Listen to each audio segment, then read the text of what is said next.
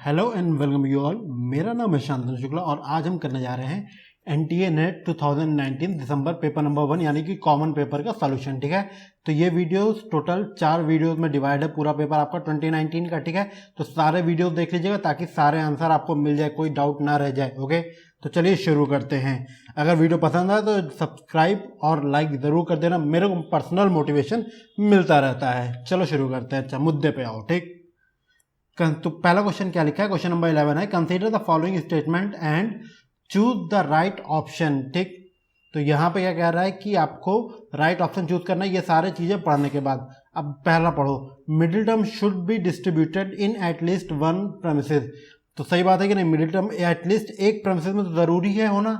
अगर middle term भाई किसी प्रेमिसेस में नहीं हुआ तो ये कैसे मिडिल टर्म हो गया? ठीक, तो ऑप्शन नंबर ए क्या होगा? सही होगा। जरा यहाँ देखो, कहीं ऐसा है क्या बिना ऑप्शन के एक है?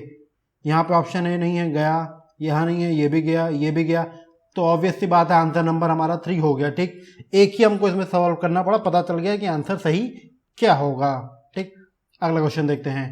When a large number of student with different performance level are there in the class for uniform imparting of education interaction, a teacher should opt for the communication which is. Okay, तो मतलब क्या है कि देखो, एक जो class होता है, हमेशा होता भी ऐसा, अगर आपने ध्यान दिया हो कि आपका जो क्लासरूम होता है उसमें अलग अलग तरह के बच्चे होते हैं। सबको इक्वल लेवल पर नहीं होता। एक ए इतने लेवल पर ब्रेन होगा, बी का अच्छा होगा, सी बेकार होगा, या डी जो है एवरेज होगा। ठीक, तो अब कंडीशन क्या है, इस तरह की क्लास जो है, अगर टीचर को अगर अपना काम करना है तो टीचर को किस तरह का यूज करना पड़ेगा कम्युनिकेशन? देखो ऑप्शन क्या है, top down and linear. Top down तो बहुत दूर की बात है, लीनियर यहाँ पे आ गया शब्द तो तुरंत हटा दो। लीनियर क्या होता है? समान बराबर वालों में। तो टीचर और स्टूडेंट कभी बराबर नहीं होते। ठीक, तो मुद्दा गया, पहला ऑप्शन गलत। अगला, टेक्नोलॉजी एनेबल्ड। ठीक, ये ऑप्शन आपका सही है, क्योंकि आजकल टेक्नोलॉजी एनेबल्ड की वजह से आप देख भी सकते हैं कि अगर हम कोई भी वीडियो टेक्नोलॉजी का यूज करके, कई बार सपोज करो हम यूट्यूब का एग्जांपल ले लेते हैं, मान लो हमने कोई वीडियो बना करके यूट्यूब पे डाल दी, तो अगर जो एवरेज बच्चा है उसको अगर एक बार में नहीं समझ में आए, वो 2 बार 3 बार या 4 बार वीडियो देख सकता है। ठीक, और तब समझ लेगा। 4 बार में कम से कम समझ तो लेगा। ठीक, और अगर जो बच्चा जीनियस है उसको एक ही बार में समझ में आ गई तो जल्दी जल्दी देख लेगा वीडियो। ठीक, तो ऑप्शन नंबर 2 आपका हो जाएगा सही। ठीक, चलिए अगला क्वेश्चन देखते हैं। In case the population of research is heterogeneous. ध्यान देना, वर्ड हेट्रोजेनस लिखा है, होमोजेनस मत पढ़ना। In nature which of the following sample कुछ technique will ensure optimum representative of a sample. देखो, जब हेट्रोजेनस आ जाता है तो हमारा स्ट्रैटिफाइड रैंडम सैंपलिंग, अगर आपने डेफिनेशन पढ़ी होगी तो वहां पे हेट्रोजेनस जब भी आपका सैंपल आएगा तो आएगा, क्योंकि हेट्रोजेनस में क्या होता है, अलग अलग तरह के लोग, अलग अलग तरह के लोग रहते हैं, एक ही ग्रुप में बने रहते हैं। तो अब क्या है, यहाँ पे हम स्ट्रैटाफाइड, पूरा हम सबका एक स्ट्राटा बना लेंगे। ठीक, और हर एक स्ट्राटा से एक एक सैंपल उठा लेंगे। ठीक, ताकि हमें सारे कॉमन एक सैंपल मिल जाए। तो यहाँ पे सही आंसर हो जाएगा आपका स्ट्रैटिफाइड रैंडम सैंपलिंग। अगला क्वेश्चन देखते हैं। Given below are the 2 statement, one is labelled as assertion and B is labelled as reasoning. ठीक है, तो अब इसमें हमको ये चेक करना है। चलो चेक करते हैं। Classroom communication is pre decided by social and institutional demands. देखो, ये बात 100% सही है कि क्लासरूम में कम्युनिकेशन जिस तरह से होगा वो पहले से डिसाइड होता है। किसके थ्रू? सोसाइटी के through, as well as institution जो डिमांड करता है। ठीक, कि इंस्टीट्यूशन का जो एक डेकोरम होता है उसके हिसाब से। तो ऑप्शन नंबर ए सही होगा। अगला रीजन देखो, positive education action should guide learner to acquire knowledge of social significance. तो ऑब्वियस सी बात है, जो पॉजिटिव एजुकेशन एक्शन होते हैं, जो पॉजिटिव एक्शन होता है एजुकेशन के, वो क्या करते हैं, लर्नर्स को गाइड करते हैं किस चीज के लिए, कि वो सोशल सिग्निफिकेंस में एक्वायर कर सके नॉलेज। ठीक, तो यहाँ पे क्या है, असर्शन भी आपका सही है और असर्शन के पीछे का जो रीजनिंग दी गई है वो सही है, यानी कि option number A, both A and R are true and is the correct, R is the, यहाँ पे सॉरी मिस हो गया, R is the correct explanation of A. ठीक, तो ऑप्शन नंबर ए सही हो जाएगा। अगला क्वेश्चन देखते हैं। A person buy 3 item of ₹1500 each and 2 items of 1800 each from a shopping mall. On total bill a discount of 10% is given. ठीक, what is the average cost of the item. अब यहाँ पे ध्यान दो जरा सा, क्वेश्चन को बिना मतलब इन्होंने घुमा दिया है। क्वेश्चन बहुत बेकार सा, बट थोड़ा सा ध्यान दो। क्या कह रहा है, 3 आइटम खरीदता है 1500 रुपीज में, तो पहले कर लो 3 × 1500 कितना होगा 4500, ठीक। अब क्या, दो आइटम खरीदता है 1800 के लिए, 2 इंटू 1800, 18 to 3600, इन दोनों का एडिशन कर दो, 0 0 6 5 11 47 18, 8100 रुपीज का टोटल उसका बिलिंग हो गया। अब क्या कह रहा है, 8100 रुपीज में जो है उसको जो है 10% की डिस्काउंट दे दिया गया। तो अब 8100 रुपीज का 10% कितना हो जाएगा, 8100 इंटू 10/100, ओके, 00 कट, यानी कि 810 रुपीज का क्या मिल गया उसको, डिस्काउंट मिल गया, ओके। अब डिस्काउंट को हम इससे माइनस कर दो, तो 8100 माइनस 810, यानी कितना बच गया आपका 7290, ओके।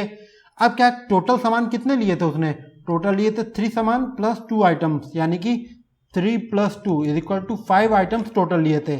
अब इनका एवरेज निकालना है, तो एवरेज = टोटल कितना था 7290/5, यानी कि आपका आंसर आ जाएगा 1458। तो अगर आप देखें तो ऑप्शन नंबर 2 आपका जो है सही आंसर हो जाएगा, ठीक। तो चलिए आगे बढ़ते हैं, अगला क्वेश्चन देखते हैं। The emphasis in the memory level teaching is on the following. अच्छा, अब क्या होता है, 3 लेवल की टोटल जो लर्निंग होती है उसके बेसिस पे कुछ पर्टिकुलर चीज़ों पे हम लोग अटेंशन अट्रैक्ट करते हैं। जैसे यहाँ पे मेमोरी लेवल क्या होता है आपका, बिल्कुल बेसिक होता है। यहाँ पे देखिए मैंने चार्ट अटैच कर दिया है कि मेमोरी लेवल क्या होगा, कि जो रट्टोफिकेशन होता है, ठीक, कि यहाँ पे आपको कुछ सोचना समझना नहीं है, रट्टा मारो। अब रट्टा मारना कहाँ आता है, organisation of thought and ideas. भाई ऑर्गेनाइजेशन में आपको रट्टा मार के काम नहीं चलेगा, वो आपसे बुकिश नॉलेज नहीं पूछेंगे। ऑप्शन नंबर 1 गलत, क्या सही है गलत, ठीक।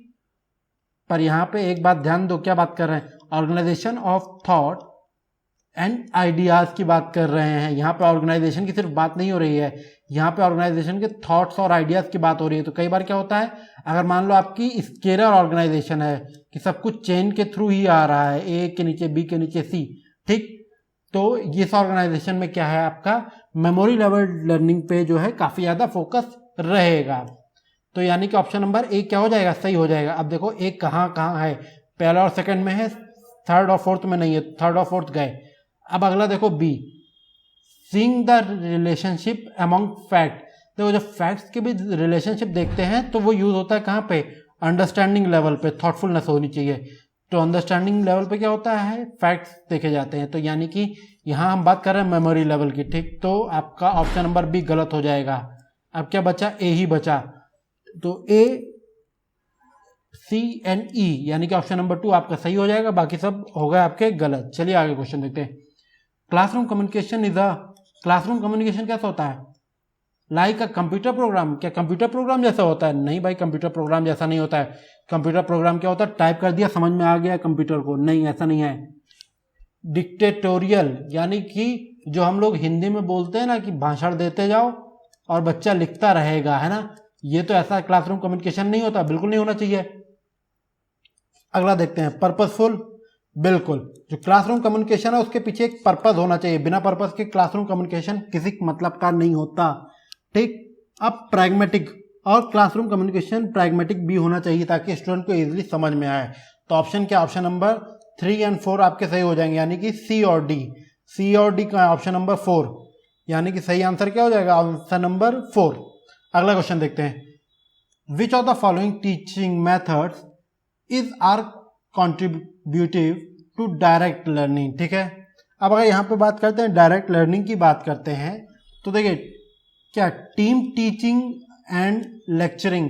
तो यहाँ पे डायरेक्ट लर्निंग कर रहे थे, तो टीम की बात कहाँ से आ गई भाई। डायरेक्ट लेक्चरिंग में क्या होता है, उस पर्टिकुलर पर्सन से काम कराओ, जो पर्सन को सिखा रहा है उसी से काम करा करके सिखाओ। अब ये काम कैसे होते हैं, ये काम हो जाते हैं आपके, जैसे रोल प्ले की बात कर लो, ठीक। तो यहाँ पे देखो कहीं रोल प्ले दिया है क्या, role play, simulation and role play, यानी कि ऑप्शन नंबर 2 बी तो जरूरी है, सही होना चाहिए। तो बी आपका कहाँ पे है, पहले ऑप्शन में है, दूसरे में है आपके, तीसरे में नहीं है, चौथे में नहीं है, ठीक है। तो अब पहले और दूसरे में से ही कुछ होगा। अब हमने ये एक बात और भी क्लियर कर ली थी, क्या, कि ए जो है वो नहीं होगा यहाँ पे, ठीक। तो ऑब्वियस सी बात है, अगर ए नहीं है आपका तो फिर ऑप्शन आपके पास बचा क्या, आपके पास सिर्फ एक ही ऑप्शन बचा, वो है नंबर 1, ठीक, यानी कि बी डी ई। और अगर आप बाकी सब पढ़ेंगे तो आपको समझ में आ जाएगा कि ऑप्शन में कैसे है। भाई मेरा क्या है, मैं एग्जीक्यूशन कर देता हूँ, जो ऑप्शन सही नहीं है, एक भी अगर समझ में आ गया कि सही नहीं है तो इसको हटा दूंगा, तो आसानी से सॉल्व हो जाता है, ठीक। तो आप ऑप्शन आपका सही हो जाएगा बी डी एंड ई। अब देखते हैं, One of the following statistical technique will be appropriate for data analysis when the observation are available in the form of frequencies। जब फ्रीक्वेंसी क्या होती है, 0 to 10, 10 to 20, 20 to 30, ये फ्रीक्वेंसीज होती हैं, ठीक है। तो जब इन फ्रीक्वेंसीज की बात करें तो वहां पे आपका ची स्क्वायर टेस्ट होता है। अगर आपको ची स्क्वायर टेस्ट पढ़ा होगा तो वो हमेशा यूज होता है कहां पे, जहां पे फ्रीक्वेंसी का यूज हो रहा हो, ठीक। तो आई होप क्लियर हो गया होगा ये पार्ट। ओके, अब देखते हैं लास्ट क्वेश्चन इस वीडियो के लिए। The most characteristic feature of an adolescent learner which determine his or her social moral development in the. देखो यहाँ पे एडोलसेंट लर्नर की बात कर रहे हैं, तो एडोलसेंट लर्नर क्या होते हैं, concern for hero worshipping, for emulating values and standard. देखो ये लोग क्या करते हैं, ज़्यादातर किसी को अपना आइडल बना लेते हैं और फिर उसी के जैसा अपना बिहेवियर चेंज करने की कोशिश करते हैं। भाई जैसे मान लो पहले बच्चों का हीरो शक्तिमान था, फिर बच्चों का हीरो कोई और बन गया, ठीक। तो जो हीरो बन जाता है उसके हिसाब से बच्चे उनका जो बिहेवियर है उसी का पालन करने की कोशिश करने लगते हैं, ठीक। इसी के साथ इस वीडियो को यहीं पे एंड करते हैं। आई होप यहाँ तक समझ में आ गया होगा। कोई दिक्कत हो तो कमेंट सेक्शन में कमेंट कीजिए। मिलते हैं अगले वीडियो में। Wish you all the best for your examination.